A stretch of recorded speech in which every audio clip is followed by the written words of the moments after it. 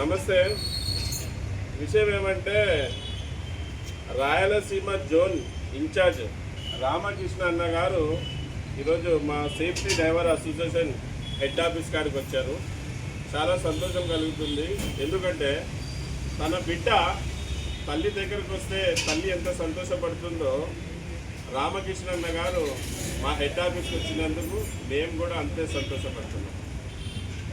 తెర ఎన్నికల safety driver association తరఫున నేను ఒక్కడే మీకు పని చేస్తున్నట్టు కనపడుతూ ఉంటాను. కానీ తెర ఎన్నికల ఇటువంటి గొప్ప వ్యక్తులు ఎంతోమంది సేఫ్టీ డ్రైవర్ అసోసియేషన్ కోసం రాత్రి పగులు కష్టపడుతున్నారు, డ్రైవర్ అన్న కోసం పోరాడుతున్నారు. మన ఇటువంటి గొప్ప వ్యక్తికి సన్మానం చేసుకునే భాగ్యం మాకు దొరికినందుకు మేము ఎంతో సంతోషపడుతున్నాం, గర్వపడుతున్నాం. మళ్ళీ రాయలసీమ జోన్ ఇన్ఛార్జ్గా ఉండి అన్నగారు ఎన్నో కార్యక్రమాలు చేస్తూ ఉన్నారు. అలాగే ఎన్నో పోరాటాలకి శ్రీకారం చుట్టుతున్నారు.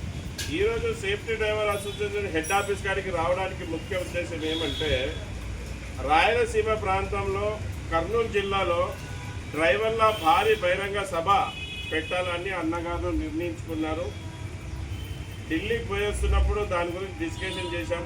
మళ్ళీ ఈరోజు కూడా ఆ విషయంలోనే మాట్లాడేకి చర్చించడానికి ఈరోజు మన హెడ్ ఆఫీస్కి రావడం జరిగింది.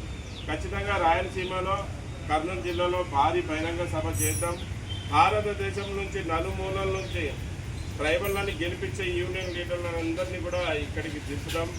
అలాగే సేఫ్టీ డ్రైవర్ అసోసియేషన్ గురించి, సేఫ్టీ డ్రైవర్ అసోసియేషన్ గొప్పదనం గురించి, అలాగే సేఫ్టీ డ్రైవర్ అసోసియేషన్ ఏమేం చేస్తుంది, సేఫ్టీ డ్రైవర్ అసోసియేషన్ ఎలాగ ముందుకు పోతుందనే విషయాలు రాయలసీమ జోన్ ఇన్ఛార్జ్ రామకృష్ణ అన్న గారి మాటల్లో మీరు కూడా తెలుసుకున్నాను.